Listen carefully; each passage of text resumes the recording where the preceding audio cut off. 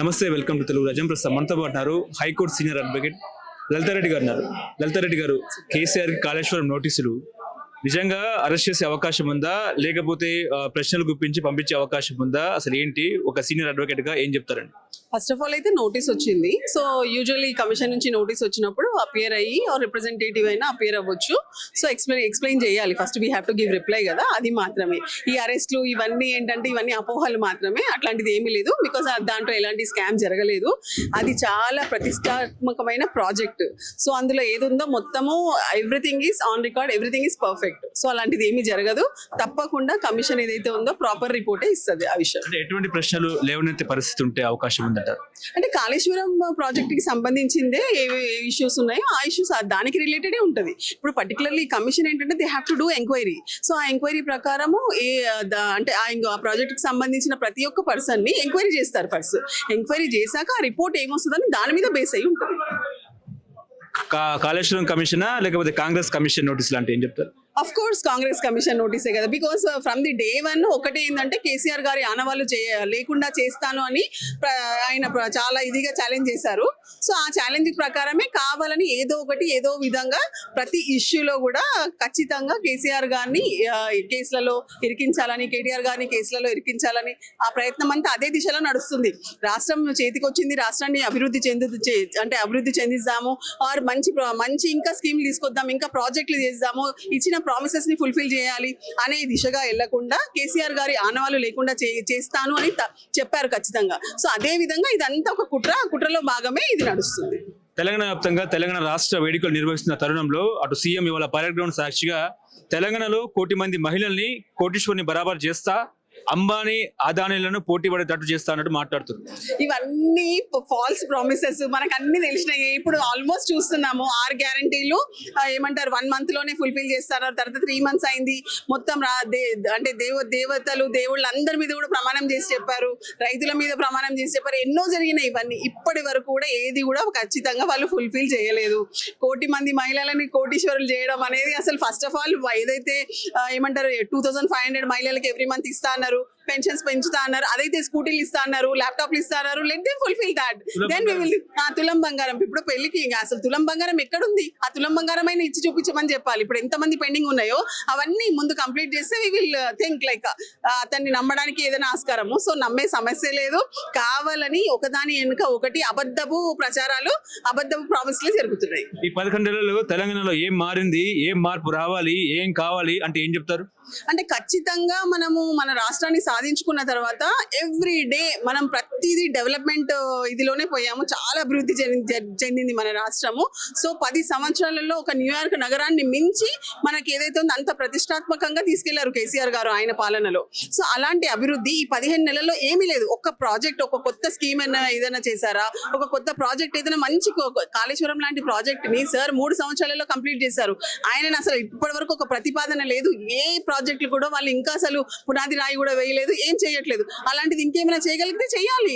Plus ఇప్పుడు మీరు అన్నట్టుగా మహిళలకు సంబంధించిన ఇంకా ఎన్నో స్కీములు చేయొచ్చు. అంటే ఇంకా వాళ్ళకి అభివృద్ధి చెందే విధంగా ఎన్నో ఉపాధి కల్పించవచ్చు యువతకి కానీ. సో ఏది లేదు, యువతకి ఉపాధి ఏంటి, అసలు వాళ్ళకి చెప్పిన జాబ్స్ కూడా ఫుల్ఫిల్ చేయలేదు. సో ఇది ఏమి చేయకుండా ఎంతసేపు అతని కాన్సన్ట్రేషన్ మొత్తము కేసీఆర్ గారి మీదే ఉంది, ఆనవాళ్ళు లేకుండా చేయాలనే ఉంది. So that is all wrong. అది కాదు, ఇదంతా పక్కన పెట్టి ఇంకా మంచి మంచి కంపెనీస్ ఇన్వైట్ చేయాలి. ఇప్పుడు మీరు చూసారు మొత్తము మన రాష్ట్రంలో స్పెషల్లీ హైదరాబాద్ లో రియల్ ఎస్టేట్ పడిపోయింది. బిల్డర్స్ కానీ డెవలపర్స్ కానీ అంటే ప్రతి ఒక్కరు కూడా చాలా భయాందోళనతో ఉన్నారు. సో ఆ విషయం కాకుండా వాళ్ళని మంచిగా అట్రాక్ట్ చేసే విధంగా, ప్లస్ పెట్టుబడులు పెడితే మేము మీకు ఉన్నాము అని చెప్పేసి ప్రభుత్వం వాళ్ళకు ఒక అండగా నిలుస్తాము, మీరు పెట్టుబడులు పెట్టండి అని చెప్పి ఇన్వైట్ చేయాలి, అట్రాక్ట్ చేయాలి. సో అలా ఆ దిశగా పోవాలి. కానీ ఎంతసేపు కూల్చడమే అవుతుంది. కానీ మేము ఇది కడతాము, ఇది బిల్డప్ చేస్తాము, ఇన్ఫ్రాస్ట్రక్చర్ ఇలా డెవలప్ చేస్తాము, యూ జస్ట్ కమ్ అని ఇన్వైట్ చేయాలి, వాళ్ళ కాన్ఫిడెన్స్ లెవెల్స్ పెంచాలి. సో అలాంటిది ఏమీ జరగట్లేదు. సో ఆ విధంగా ఒకవేళ ప్రభుత్వం పోతే మంచిగా ఉంటుందని అనుకుంటున్నాం. ఇప్పుడు తెలంగాణ జరురానా అందాల పోటీలు మిస్ ఇంగ్లాండ్ మిస్బిహేవ్ చేసినట్టు కూడా ఆమె చెప్పిన పరిస్థితి. ఓవరాల్ గా చూసినప్పుడు తెలంగాణ హిజ్జత్ ఉందా, పోయిందా, లేకపోతే రేవంత్ ఇంకా తెలంగాణని ప్రపంచవ్యాప్తంగా పరిచయం చేసిందా అంటే ఏం చెప్తారు? ప్రపంచవ్యాప్తంగా ఇజ్జత్ తీసిండ్రు మీరు అన్నట్టుగా. మొత్తం ఇంటర్నేషనల్ లెవెల్లో తెలంగాణ సాధించుకున్న తర్వాత కేసీఆర్ గారి పాలనలో మొత్తం ప్రపంచం దేశాల్లోనే కూడా హైదరాబాద్ తెలంగాణ అంటే ఒక రేంజ్ లో వెళ్ళాం మనం. సో అంత మంచిగా మనం ఏదైతే ఇమేజ్ పెంచుకున్నామో ఈ 10 సంవత్సరాల కేసీఆర్ గారి పాలనని ఈ ఒక్క పోటీలో అసలు కంప్లీట్ గా ఇంటర్నేషనల్ లెవెల్లో మనకి ఇన్సల్ట్ అయిపోయింది. ఖచ్చితంగా అవమానం జరిగింది, మన ఇజ్జత్ పోయింది. తెలంగాణ జరూర్ రానా అంటే తెలంగాణకి వెళ్ళి నాకు ఇంతటి అవమానం జరిగిందని ఒక యువతి అక్కడికి వెళ్ళిన తర్వాత అంత పెద్ద అలిగేషన్, నన్ను ఈ విధంగా ట్రీట్ చేశారు అనేది మీరు ఎంత పెద్ద మాట అంటే మనము ఆ మాటని మనం బయటకి తీయలేము కూడా. సో అలాంటి ఫీలింగ్ ఆమెకి కలిగిందంటే అంత పెద్ద అంటే అగ్రరాజ్యాలలో అది కూడా ఒక one of the nation country, అలాంటి కంట్రీ నుంచి వచ్చిన ఒక యువతి ఇక్కడ ఉండి తన ఎక్స్పీరియన్సెస్ ని అక్కడికి వెళ్ళి చెప్పింది అంటే ఇట్స్ రియల్లీ ఇన్సల్టింగ్. ఇంటర్నేషనల్ లెవెల్లో రేవంత్ రెడ్డి గారి వల్ల, ఆయన సరిగ్గా ఈ ప్రోగ్రామ్ ని కండక్ట్ చేయకపోవడం వల్ల ఖచ్చితంగా మన దేశము మన రాష్ట్రం ఇజ్జత్ పోయింది అక్కడ. ఇంకా పూర్తి స్థాయిలో ప్రభుత్వ విస్తరణ జరగని పరిస్థితి, పూర్తి స్థాయిలో కూడా కేబినెట్ ఎక్స్పాన్షన్ లేని పరిస్థితి. ఏం చెప్తారు? రేపు ఎల్లుండి ఢిల్లీ పర్యటనలు, మళ్ళీ రావడం, మళ్ళీ వెళ్ళడం, రాహుల్ గాంధీతో భేటీ అవ్వడము, ఆయన అపాయింట్మెంట్ ఇచ్చిండో లేదో తెలియదు. ఏం చెప్తారండి? ఇప్పటికైనా రాష్ట్ర ప్రజలు నిజంగా ఆలోచించాలి. అంటే ఇప్పుడు కాంగ్రెస్ ఇప్పుడు జాతీయ పార్టీలకు ఏముంటది, పర్టికులర్లీ ఒక రాష్ట్రం గురించి కానీ ఆ రాష్ట్ర అభివృద్ధి, ఆ రాష్ట్ర కేబినెట్ విస్తరింపజేస్తేనే కదా మంత్రులు వర్క్ చేస్తారు. ఆ విధంగా ప్రతి జిల్లాలో కానీ ప్రతి జ్యూరిస్డిక్షన్ లో కానీ డెవలప్మెంట్ యాక్టివిటీస్ పెరుగుతాయి ఫస్ట్ ఆఫ్ ఆల్. సో అలా ఎవరికి మంత్రి పదవులు ఇవ్వకుండా ఇవన్నీ పర్మిషన్స్ తీసుకోవాలంటే ప్రతిసారి ఢిల్లీ వెళ్ళాలి. ఐ థింక్ ఇప్పటి వరకు 48 or 49 ఈ 15 months లో మనం ఇప్పటి వరకు చూడలేదు ఏ చీఫ్ మినిస్టర్ కూడా అన్ని సార్లు ఢిల్లీకి వెళ్ళి ప్రతిసారి వెళ్ళి వాళ్ళ దగ్గర గేట్ దగ్గర నిల్చొని పర్మిషన్స్ తీసుకొని.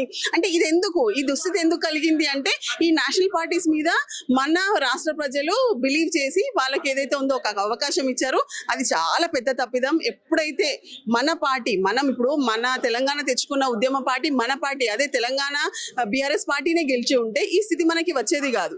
ఏది ఉన్నా కూడా డెసిషన్ అనేది మన చేతిలో ఉంటది. మన రాష్ట్రంలో ఎలాంటి అభివృద్ధి జరగాలన్నా, ఏ ప్రాబ్లమ్స్ ఉన్నాయి, ఏది సాల్వ్ చేయాలన్నా కూడా మనకి తెలుస్తుంది కదా, మన కష్టం మనకి తెలుస్తుంది. బయటోడికి ఏం తెలుస్తుంది? ఈయన పోయి ఎన్నిసార్లు చెప్పినా వాళ్ళకి ఇట్ ఈస్ నథింగ్ కదా. సో అట్లా వాళ్ళు ఏ విధంగా కూడా ఈయనకి ఐ థింక్ కోఆపరేట్ చేయట్లేదు. So what ever efforts made by మరి చేస్తున్నారా చేయట్లేదా అవన్నీ అయితే ఫెయిల్ అవుతున్నాయి. ఏది చేద్దాం అనుకున్నా ఫెయిల్యూర్, బిగ్గెస్ట్ ఫెయిల్యూర్. జూలైలో సర్పంచ్ ఎన్నికలు అంటున్నారు, ఎంపీటీసీ జెడ్పీటీసీ ఎన్నికలు కూడా అంటున్నారు.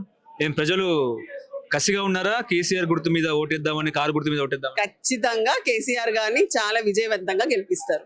చాలా కసిగా ఉన్నారు, వాళ్ళు కూడా రియలైజ్ అయ్యారు ఇప్పటికైనా కూడా. అందుకనే ఇప్పుడు మళ్ళీ 1 కోటి మంది మహిళలని కోటీశ్వరాలు చేస్తా అంటే మళ్ళీ ఇప్పుడు ఈ ఎలక్షన్స్ రాబోతున్నాయి కాబట్టి ఇవన్నీ ఎలక్షన్ స్టంట్స్. మరి ప్రజలైతే అర్థం చేసుకోవాలి. థ్యాంక్ యూ అండి.